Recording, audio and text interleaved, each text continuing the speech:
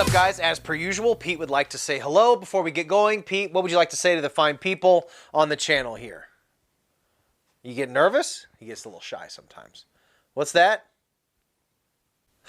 Today, guys, we're going to be talking about Death by Misadventure, the first episode in the brand new Chucky television series, the new Don Mancini Child's Play series on Sci-Fi. Child's Play, like many other long-running horror franchises, has seen its share of ups and downs, that's for sure. Some installments are universally loved, while some are universally not loved. But most after the first three sort of kind of taper off into varying degrees of camp and comedy. Only recently in the last couple movies has the tone sort of returned to sort of the classic sinister and mean Chucky, but also with that little bit of sense of humor without the comedy overtaking the entire tone of the movie like it did in some of them. First movie coming out way back in 1988, and now we're coming back full circle with the continuation of the adventures of Chucky and Child's Play, this time in a television series released week to week. So this is pretty exciting.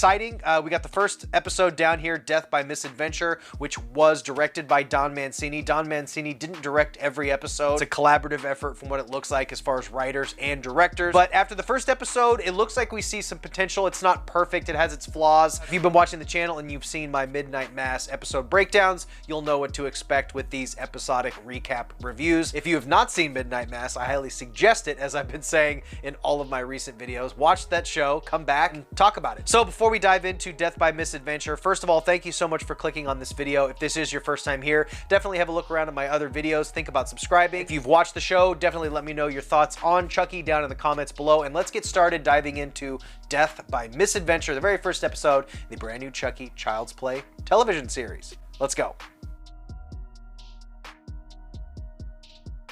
So guys, I don't know if you're like me, but the first episode of any TV show really doesn't absorb in my brain the first time I watch it. I almost always watch a pilot episode of a TV show twice. It's kind of like diving into a pool. You don't know what the temperature is going to be. You're a little unsure, so you're not like fully enjoying the moment when you're in it. So I did watch this episode twice, and I did enjoy it more the second time. I had no idea what to expect really with this TV show. We had some good teasers, but still the tone wasn't completely like put out there. We didn't know if it was going to lean heavy into the comedy or the horror.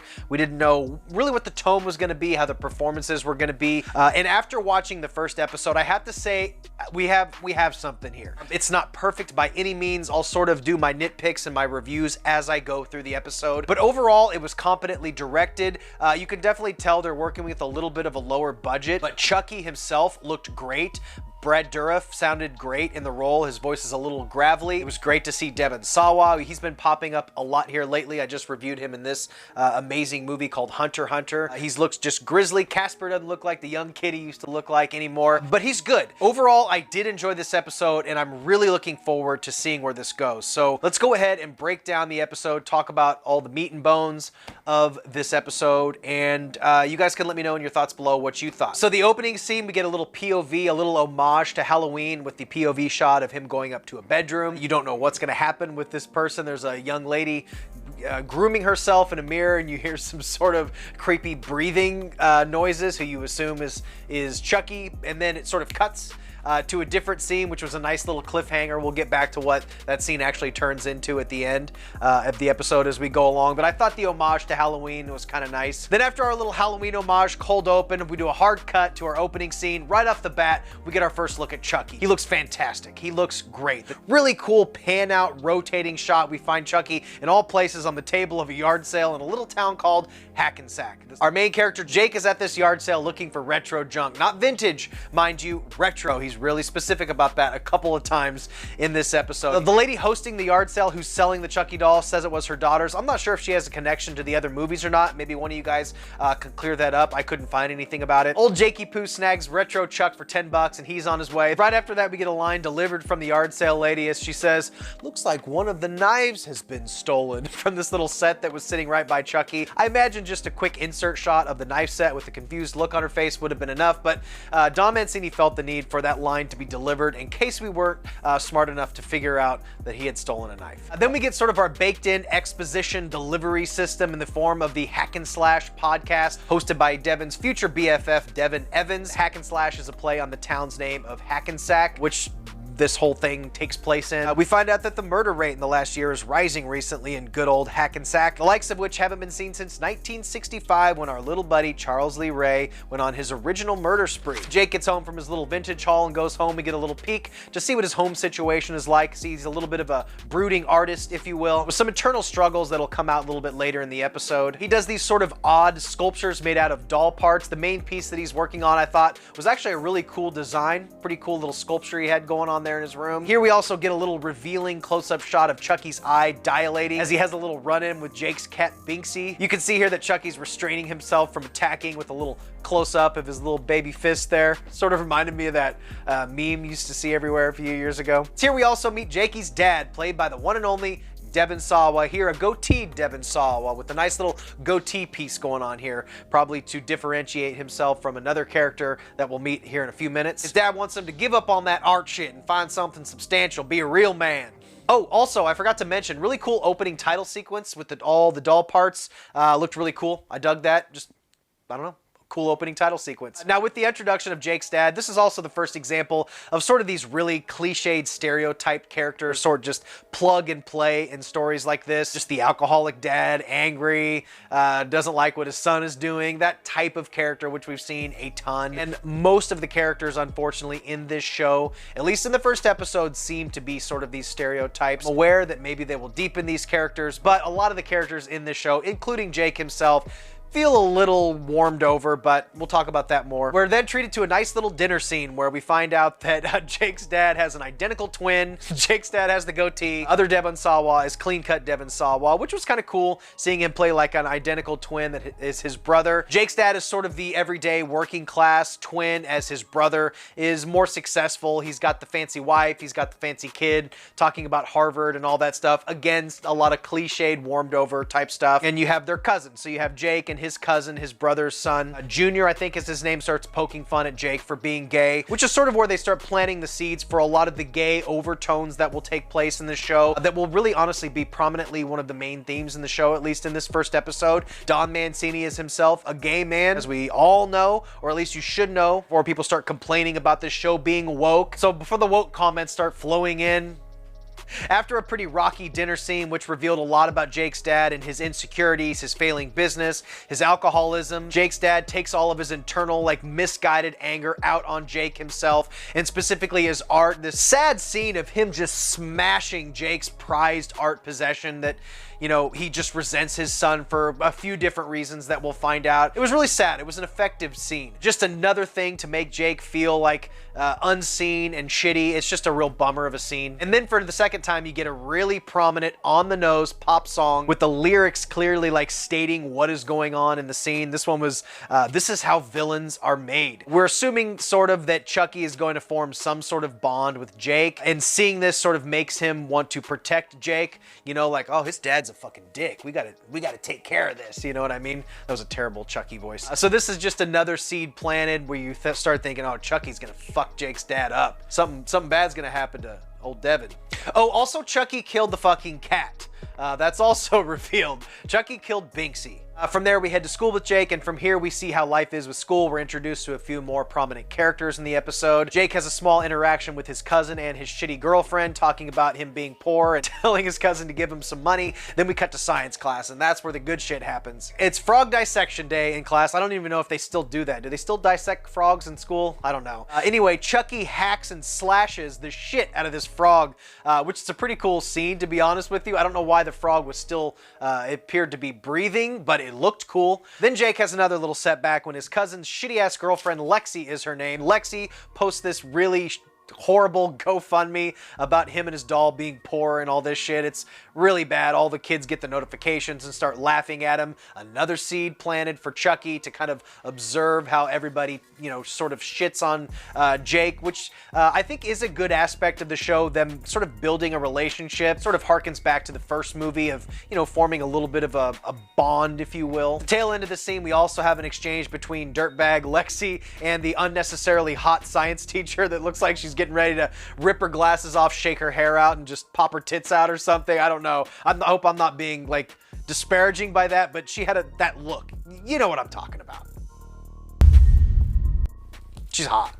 This scene really drives home what a bitch Lexi is after her teacher tries to politely tell her to take down the GoFundMe, and Lexi just fires off this uppity bullshit, and you really want to see this Lexi chick get it, which she does, just hold on. Then it's lunchtime where Jake finally gets to have a one-on-one with his little boy crush from the Hack and Slash podcast. Things are going pretty well. They're chatting it up at the lunch table. Devin even offering to have Jake on the podcast. Unfortunately, not for the reason that he wants. He wants Jake to be on the podcast to talk about being a bullied nerd, which really sort of offends him and bums him out. It's just embarrassing for anybody, especially at that age. Then yet again, we get another little tease from Chucky as he's left alone with Lexi. I don't know if he's gonna start hacking away at her yet. He doesn't, but you just get that feeling that something's on the horizon for little Lexi from Chucky. We already know he's up to no good, but we just haven't seen it yet. So this whole time, Jake has had Chucky listed on eBay, and he finally gets a response, a message from a potential buyer who then calls him after Jake gives him his phone number. We have a pretty interesting conversation from this person who seemingly knows a lot about this doll and tells him to check the batteries, which I thought was really clever. And in my opinion, this isn't a spoiler. I've only seen this episode just like you guys. I think that's Andy on the phone. I think that's who called him, because they did show earlier in the episode that all of the events did happen in this universe. They're familiar with Andy and all the murders and the what do you call it, the urban legend of Charles Lee Ray and Chucky. So I think that's who called him about the Chucky listing. We'll see how that pans out. The actor who did play Andy is on IMDb for 5 episodes, so there you go. Anyway, Jake does check the batteries, sees that there's no batteries in there, freaks the fuck out, and throws Chucky in the trash can. We then cut to the next big set piece at the talent show, which Devin told Jake he would be performing at. There's kind of a corny little piano number that Devin performs, whatever.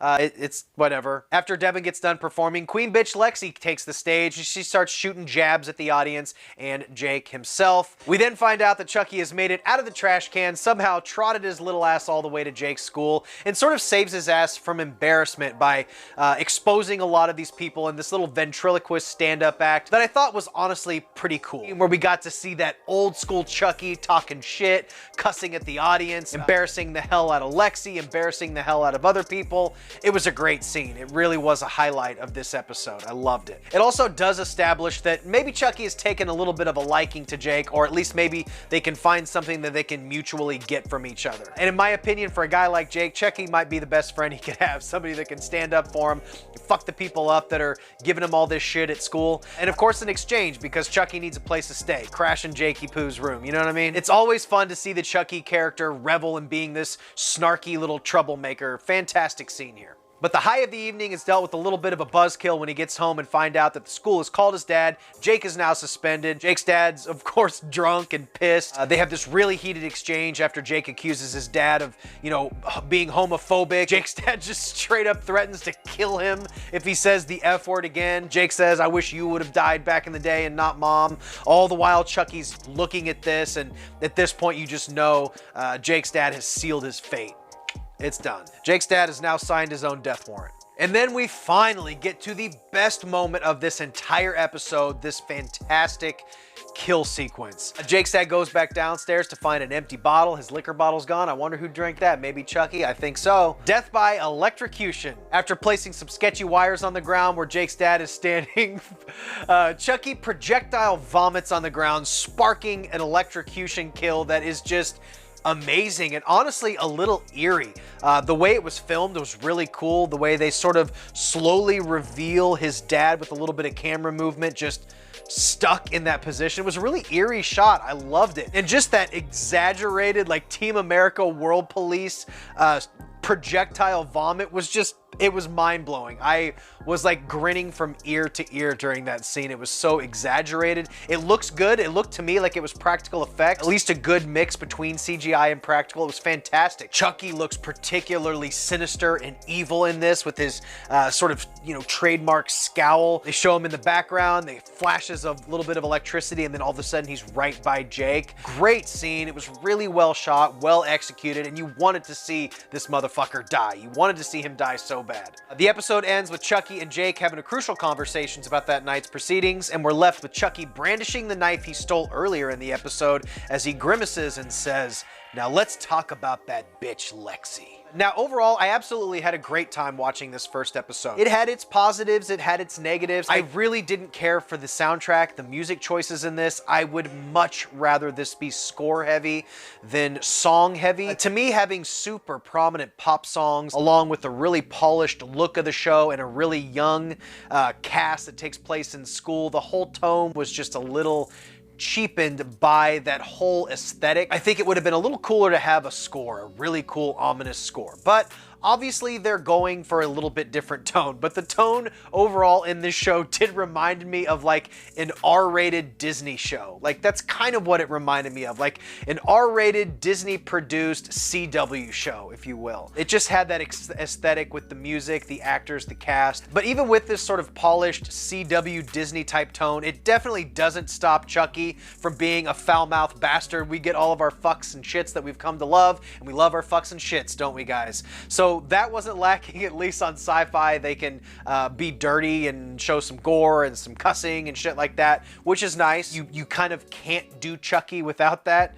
So that part for me worked. Like I said, some of the casting and some of the characterization of these characters in this show are a little stock, a little cliche, but as the show goes on, I'm sure we'll get some more depth from these characters. Like I said, I think Andy is the one who made that phone call. I think even our character Lexi, they will attempt to sort of redeem her. Another thing that I think they planted that they hinted at, his cousin who's giving Jake all this shit for being gay, I'm pretty sure he is hiding his own sexuality. I think that's going to come out as well. The doll, the look and sound of Chucky, Brad Dourif sounds great, better than ever, a little grittier than usual. The look and the animation of the doll is fantastic. It's a perfect mix of practical and CGI for Chucky. It looks great. Our main character Jake is a little uninteresting, maybe a little boring. I'm sure they'll beef up his characterization as we get to know him and as him and Chucky sort of interact. I think as far as the kills go, I think that last kill in this episode is a good indication, just the tip of the iceberg,